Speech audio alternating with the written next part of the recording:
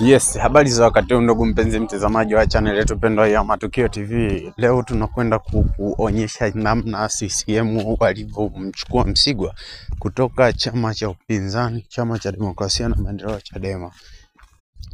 Na wananchi wa chama hicho, chama cha demokrasia na maendeleo Chadema, wakimsisitiza Msigwa kuwa awe makini sana na mambo anayoyafanya, kwani hiyo sio siasa bali ni harakati zake binafsi za kuwa na uchu wa madaraka. Hivyo basi usikose kutembelea chaneli hii, usipitwe na matukio mbalimbali yanayoendelea hapa mkoani Iringa. Ewe mdau wangu wa Matukio TV, tazama Msigwa alivyoenda kuhasi kwenye chama cha demokrasia na maendeleo Chadema, chama kilichomuinua kiuchumi na kumfanya kuwa mbunge kwa muda wa miaka 10.